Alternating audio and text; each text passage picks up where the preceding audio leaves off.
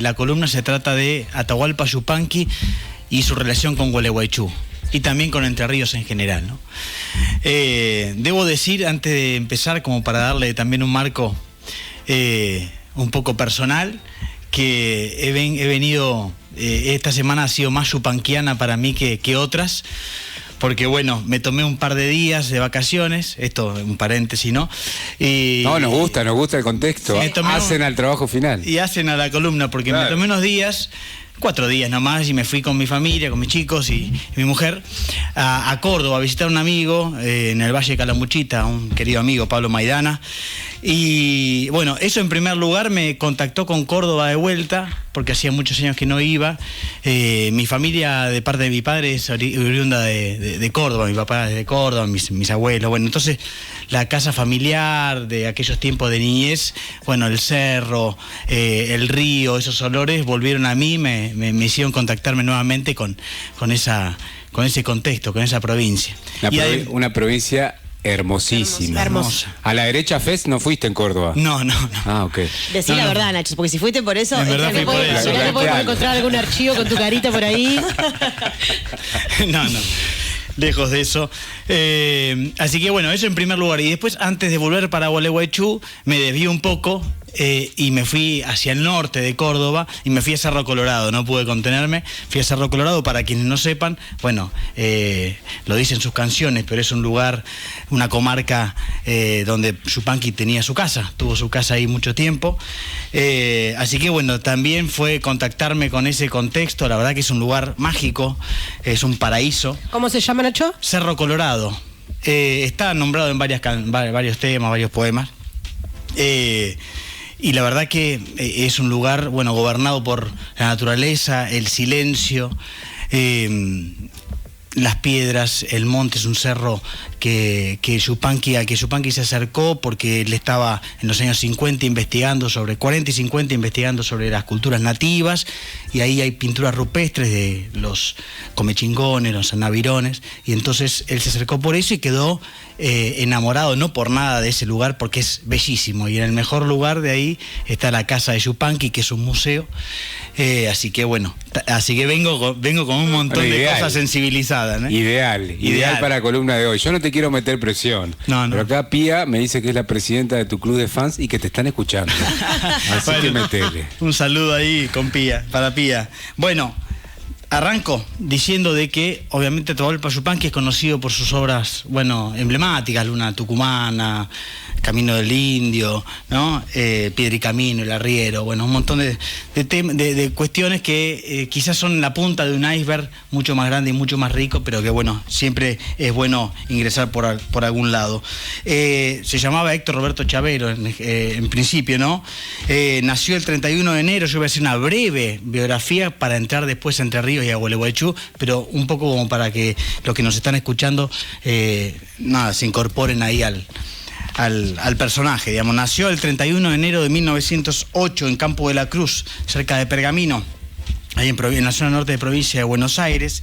El padre era oriundo de Loreto, o sea, tiene un origen ahí santiagueño, y la madre era una criolla de padres vascos, digamos. Él siempre nombra esas dos influencias, ¿no? Su abuelo indio, su abuelo vasco. Transcurrió su infancia en Agustín Roca. Su padre era empleado del ferrocarril, era encargado de la estación ferroviaria. Leo brevemente su semblanza de esa niñez, que también nos lo pone a él ya en una niñez atenta a esas señales del arte y la cultura. Dice: allí cerca de la pequeñita estación ferroviaria, enclavada en el desierto, se levantaban los galpones donde se almacenaba el cereal que los gringos traían desde las colonias: trigo, cebada, maíz. Pero mi mundo alcanzaba su tono de maravilla cuando por la tarde se reunían los paisanos a la sombra del galpón, cansados pero contentos. Con las últimas luces de la tarde comenzaban los cuentos más serios, y allí las guitarras de la pampa comenzaban su antigua brujería, tejiendo una red de emociones y recuerdos con asuntos inolvidables. Eran estilos serenos, eran milongas pensadas.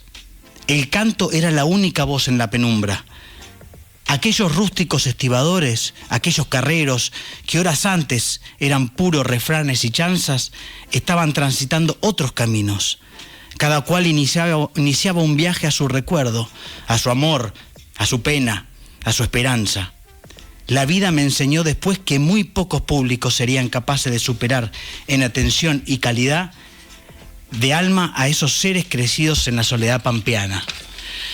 Bueno, eso nos habla de un Yupanqui ya de niño, atento y vinculado con la cultura nativa y con la música. Lo hago breve. Él comenzó a estudiar violín, luego guitarra con el maestro Bautista Almirón en la zona de Junín. Y en 1917, ahí cerca de los años 20, ya empieza con su familia a viajar, a conocer otros paisajes. Tucumán es el primero que lo impacta, ¿no? Y es una de las provincias que él más añora siempre en toda su historia, ¿no? Y ahí se contacta con nueva música, con nuevos paisajes y con nuevos sonidos, ¿no? La samba tucumana, las chacareras.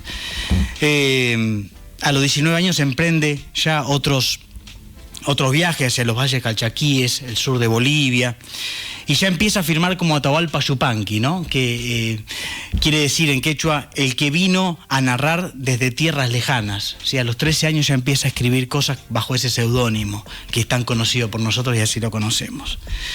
Así que bueno, ese es un primer pantallazo del Yupanqui, que así de joven prueba suerte en Buenos Aires alrededor de los 20 años y no le va bien. Vuelve a Junín, se casa con su primer mujer, que se llama Marta Alicia Martínez, que era oriunda también de Junín, y hacia el año 30, ¿sí?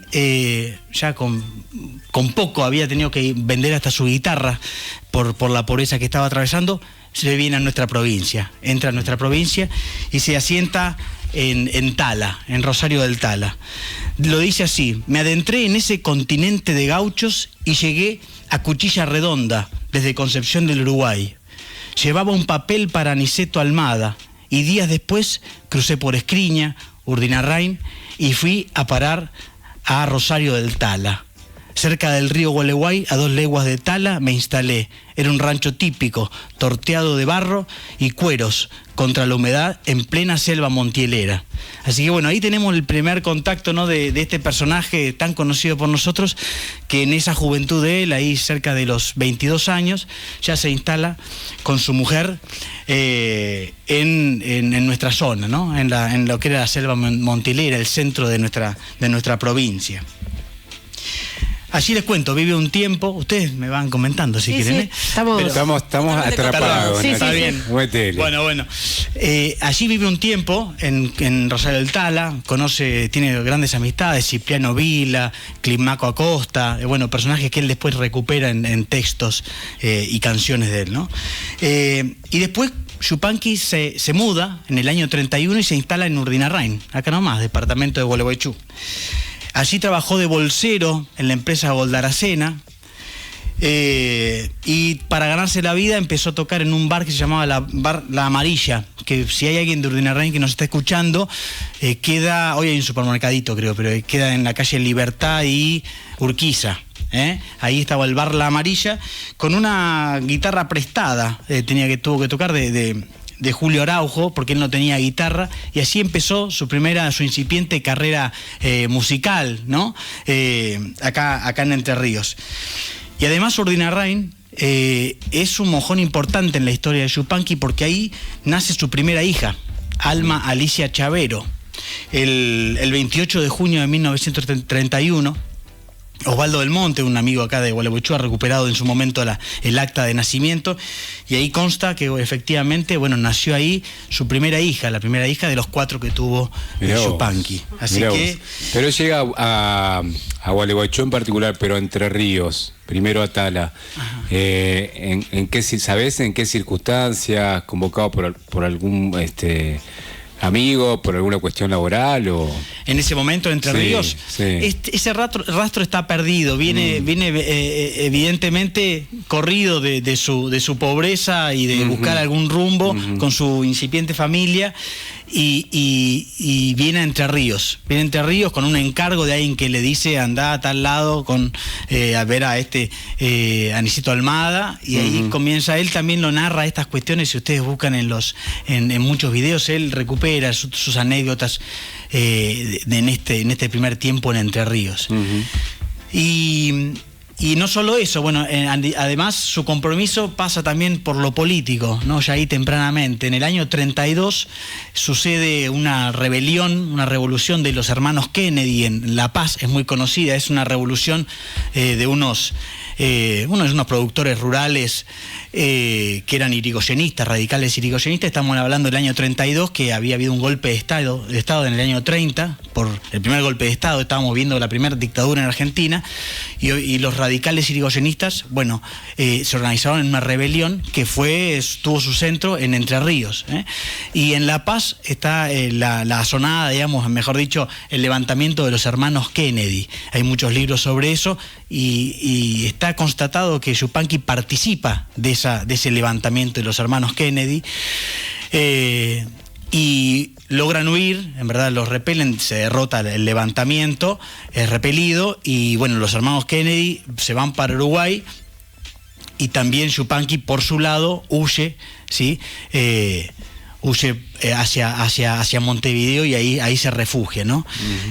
Luego, lo hago rápido, ¿no? Pero luego de exiliarse en Montevideo, bueno, en el año 33 nace su segundo hijo, Atahualpa Roberto. Vuelve por Entre Ríos, pero se dirige en el año 35 a Rosario, ahí se instala, tiene un dúo musical, y bueno, y ahí empieza la carrera que un poco uno más conoce de Atahualpa Yupanqui, ¿no? Porque empieza su investigación minuciosa sobre la cultura y el arte argentino. Hay un documental reciente que se llama El Trashumante, Atahualpa Yupanqui, El Trashumante, que narra toda esa investigación. Es de un muchacho de apellido Randazzo, no me acuerdo el apellido, no es Florencio Randazzo.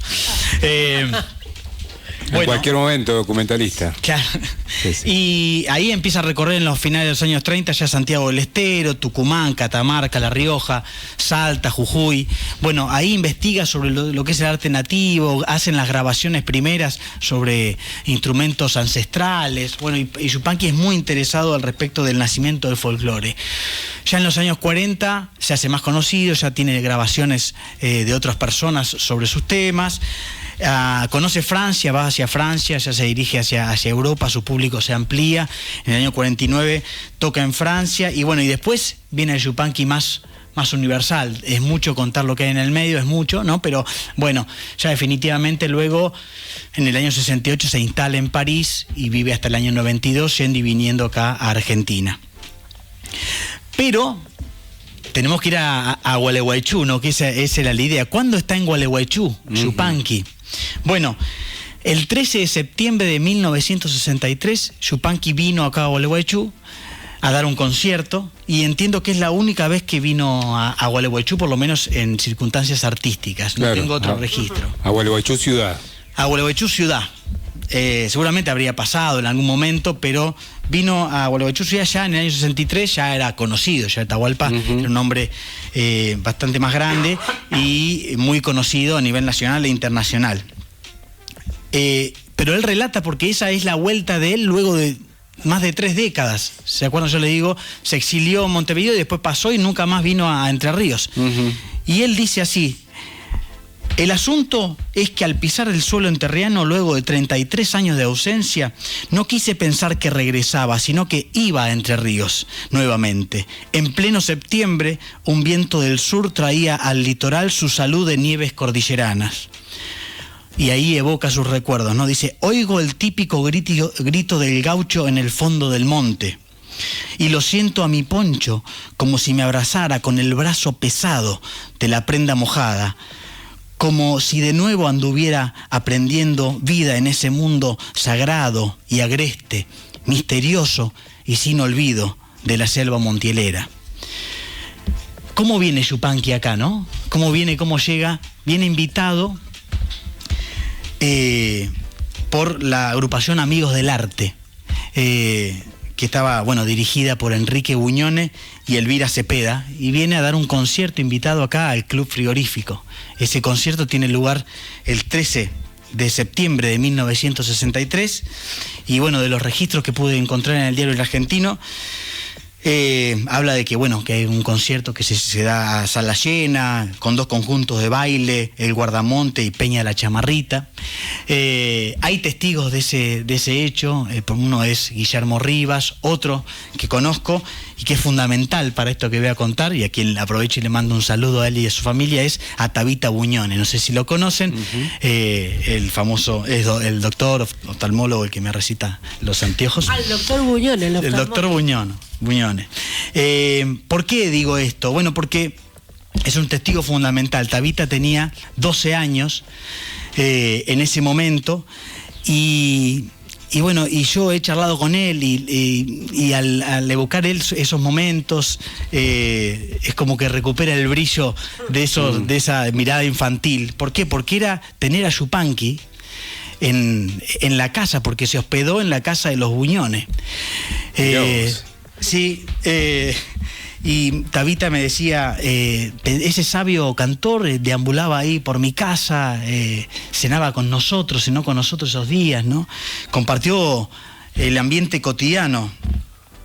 Y me contó otras cosas más que son curiosas, que hablan también del personaje Yupanqui, que son poco conocidas. Yupanqui pidió ir a la unidad penal número 2 a visitar a los presos, a cantarle a los presos.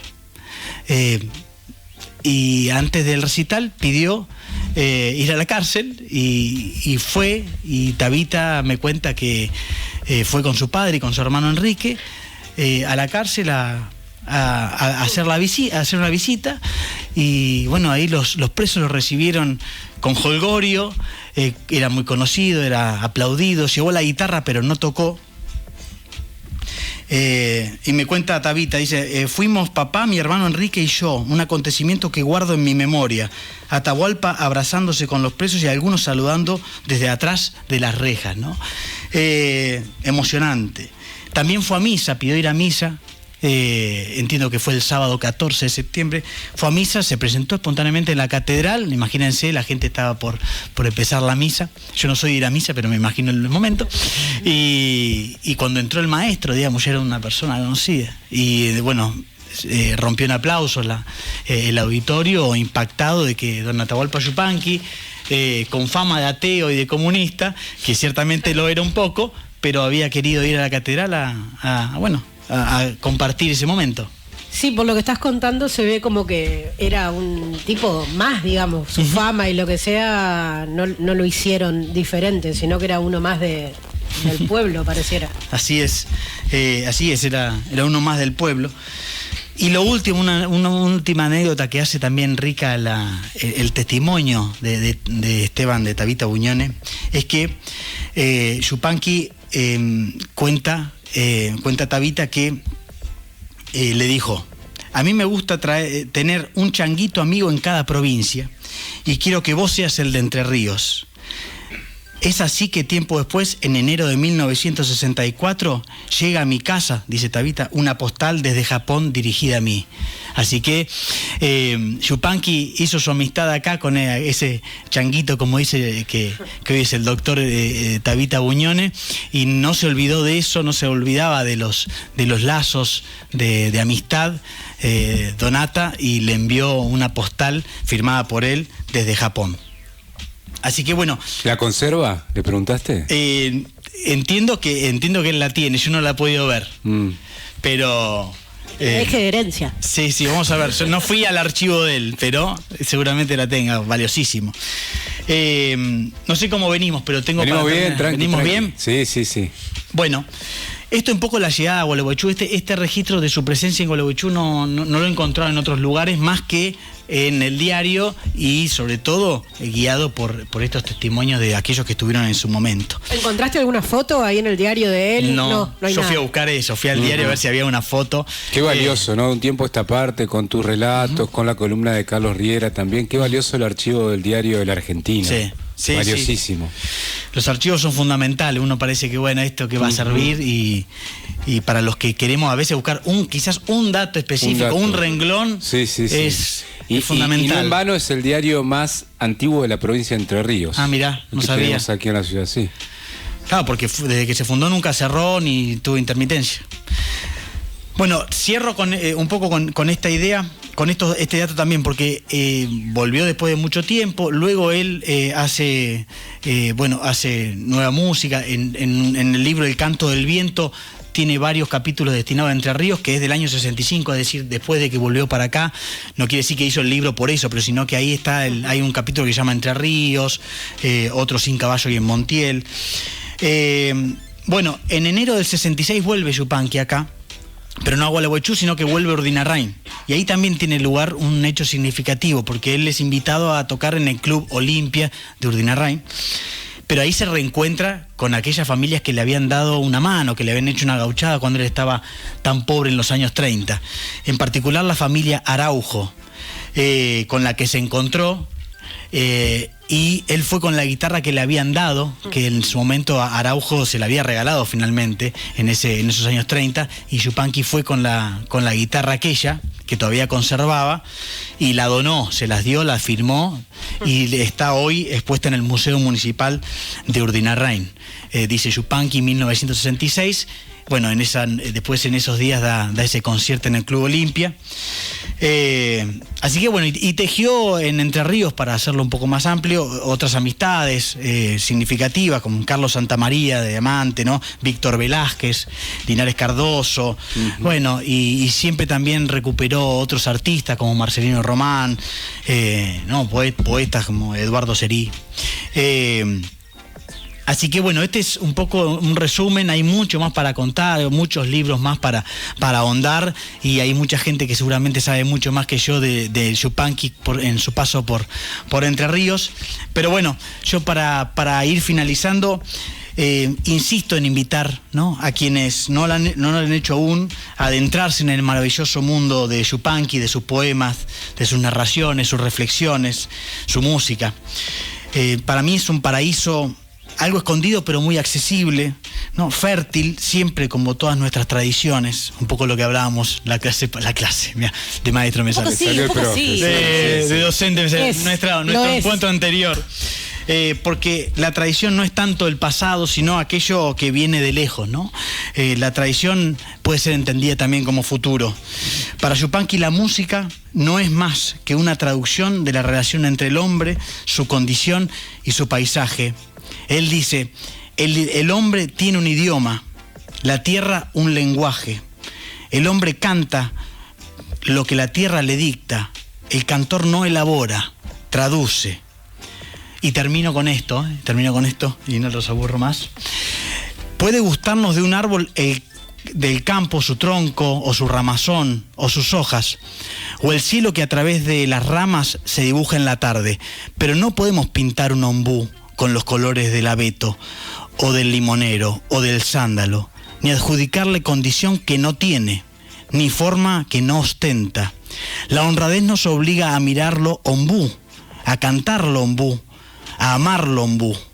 La herencia que podemos dejar a la juventud cantora de mañana no será ni nutrida, ni rica, ni fantástica.